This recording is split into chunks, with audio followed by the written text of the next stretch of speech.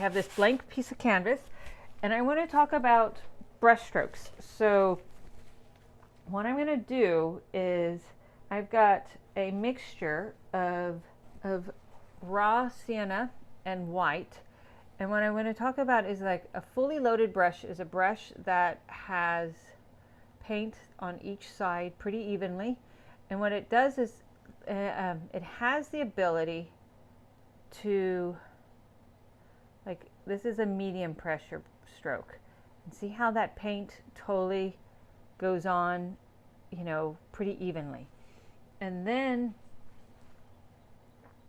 like, and now, and if I, that's a medium brush stroke texture. And then if I do really, really light,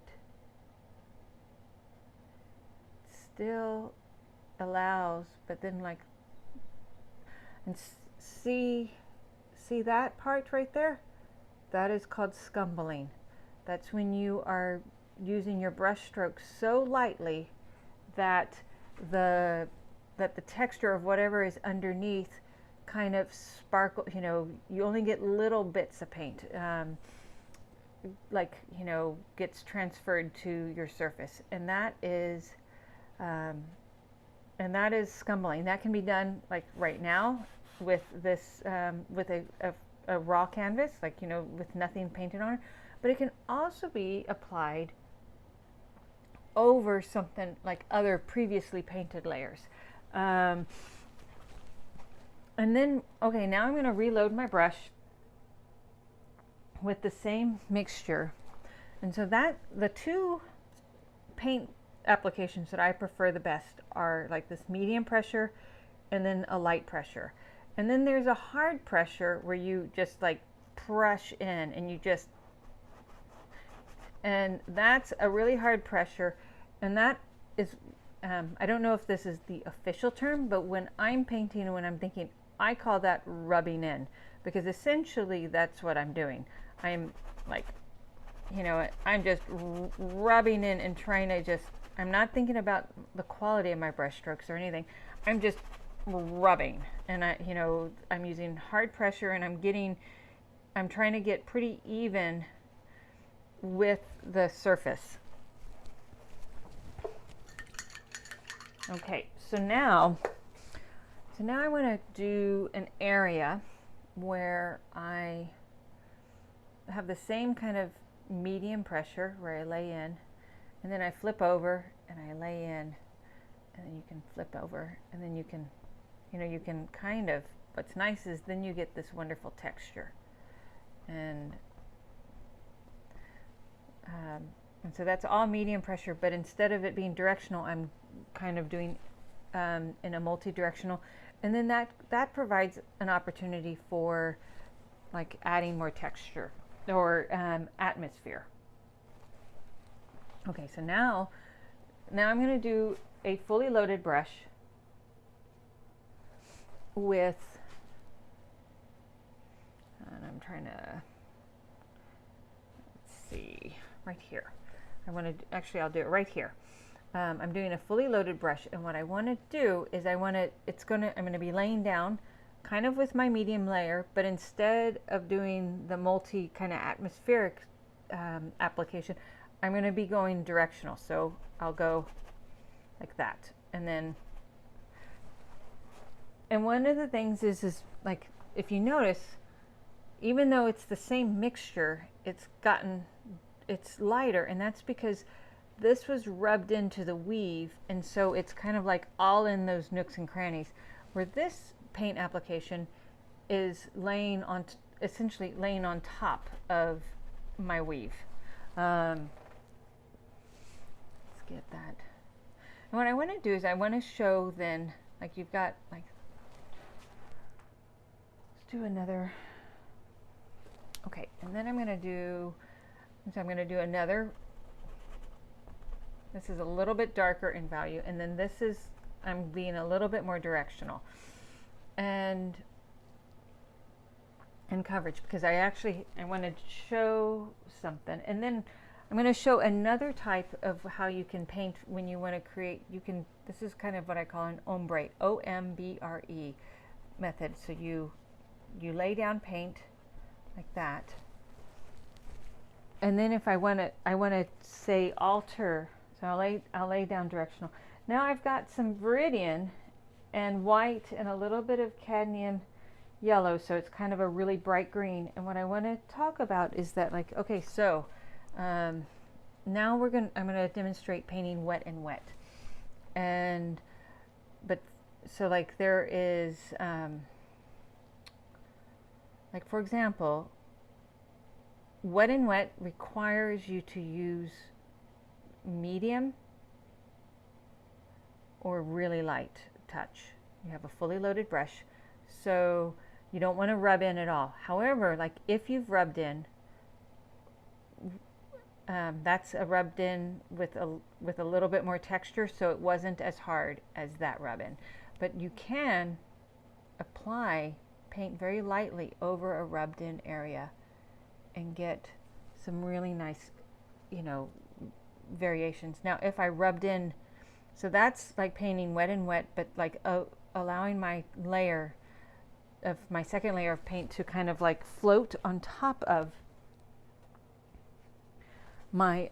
the wet underpainting. Now if I rub in, so I just want to show you, like, look at that, that looks different. Now I'm going to rub in that very same color mixture, and it, you know, the green gets pushed in more. So now I'm going to, like, you can lay in on top of, and if you notice, I painted one direction and then the other, and then look, my brush has got paint on both sides, so that means I need to wipe it off and reload my paint brush. And now I've got more load, and so now I can do the same thing. Now, like, it's adulterated, you know, it's got some of that underpainting in, but it's not been mixed. It's kind of, so I could still kind of, I just have to be careful. Okay, and then now, like, say I want to blend these two, not lay on top of. I can actually start here and actually slowly create like an ombre, a gradient from that first color to the second color, and you know, that's a very nice feature. And then now I'm going to do a quick demonstration of how colors look when you do a light. I'm going to do two other color mixtures. Let's see, what colors do I want to use? I've got green. I've already got this green mixture, so I'm going to use this green mixture of viridian and cadmium yellow. I need to actually get a little bit more viridian out. I just used up the last of my viridian. And what I'm going to do is I'm actually going to mix, so I've got viridian and cadmium yellow and white. So my mixture is this. And so now I want to show the idea of like what it's like when you mix on top of. So let's see, right here. Okay, I'm going to do right here.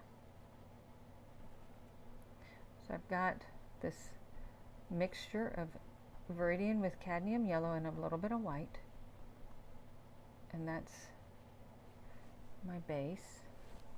I'm going to do, I just realized I want to do another row.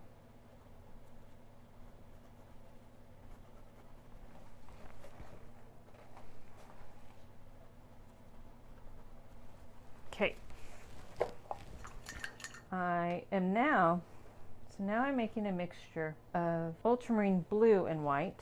And what I'm going to do is, and then I'm going to do ultramarine blue and white. I'm going to do that here.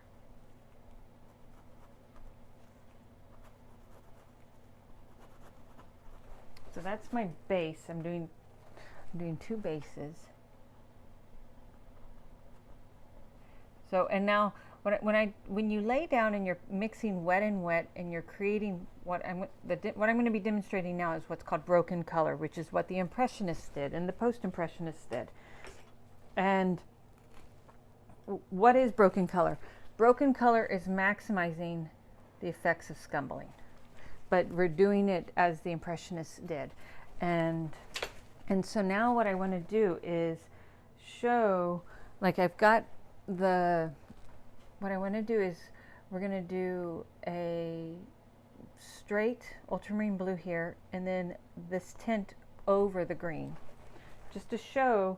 So this is dark over light.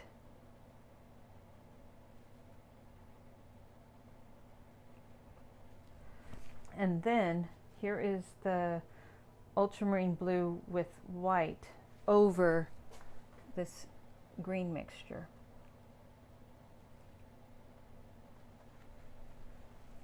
And that reads a little bit differently.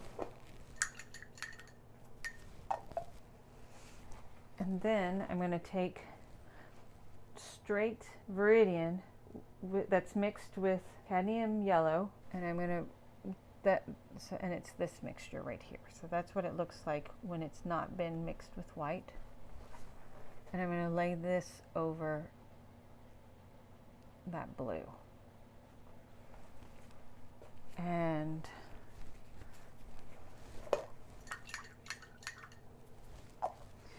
between every time I do this, I need to wipe off and wash my brush.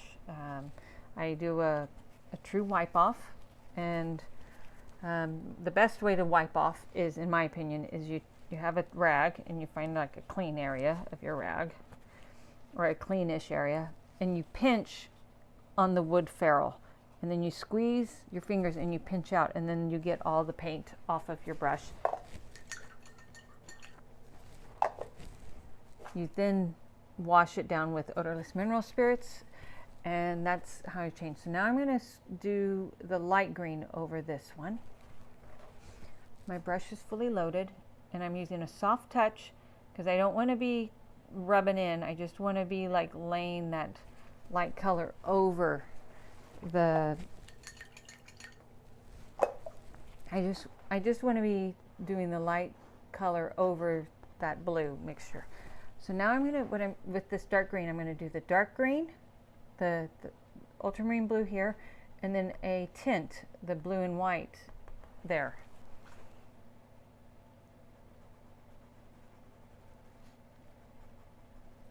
And then here's the light blue over the darker green mixture. There. So now I'm going to do the dark blues over there. Actually, means I need to move.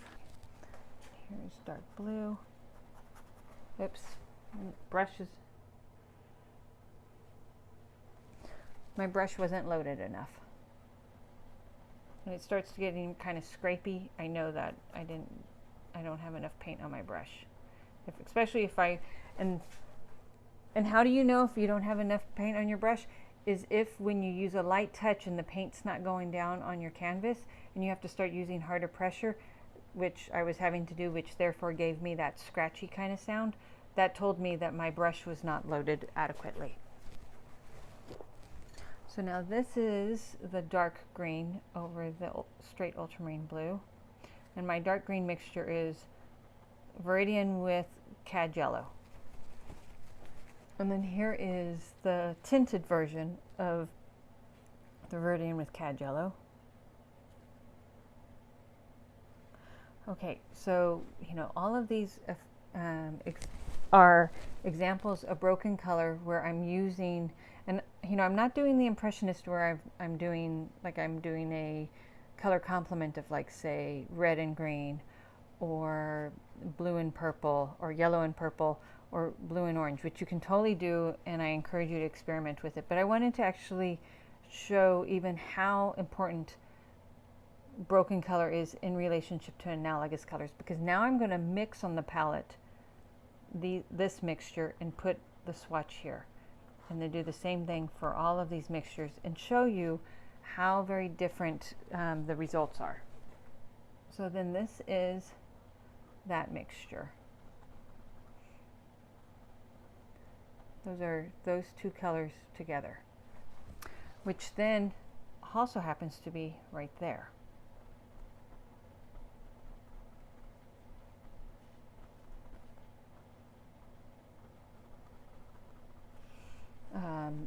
Okay, so next I'm going to mix that color right there. Okay, and so now this mixture is ultramarine blue with viridian and cadmium yellow. And then there it is again.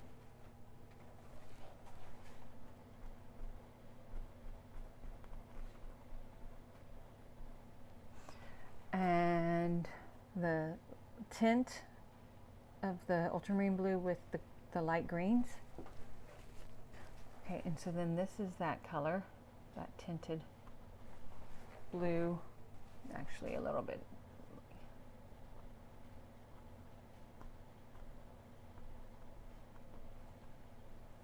Okay, and so now I need to mix the dark green mixture with the light blue.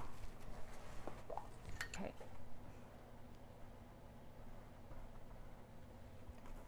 And then there. That's a little, my paint mixture's gotten a bit thin, so let me thicken that up a bit. Yeah. So like so broken color, this learning how to paint wet and wet is an exceptionally important technique to learn and master as an oil painter. And it all is done by how hard or soft you apply your paint. And what is important too is, like, for example, look at how, like, okay, look at these mixtures here. Those are beautiful colors. I'm not saying that they're ugly colors, but there is more vibrancy and more like sparkle and nuance in with these colors that are with broken color. Same as like this row in comparison to this row here. And so your painting with pressure is so important. It is important to learn how to paint wet and wet, and not always rely on what your mixtures are on when you mix on the palette. I mix a ton on the palette, don't get me wrong, as an artist, but I also utilize the sparkle and nuance that it comes from different applications of indirect painting. Be it you paint a field down and then you lay another color on top of it, like I did in this example right here, or where I did this gradient of an ombre where I had pure color here and pure color here, and then I wove them together on the canvas. It really is helpful. So I'm going to use just a quick example. So let's see. So I kind of consider that like those colors are kind of dark and dead. So, but like when you lay it on top of, it can start, and I'm picking up, so like that one was the purest color. Flipped over, this was the purest brushstroke. But then all my other subsequent brushstrokes start to get slightly adulterated. But that nuance can be exceptionally expressive too. Okay, so that is, like, I guess today's paint mix lesson and I'll stop there. But just to I'll just reiterate. So a fully loaded brush with medium to medium light pressure. A fully loaded brush with very, very light pressure. So essentially, I was aiming for that, which is that's scumbling. This is rubbed in. The white, the creamy white color was rubbed in, and then I laid wet and wet a green mixture over it. These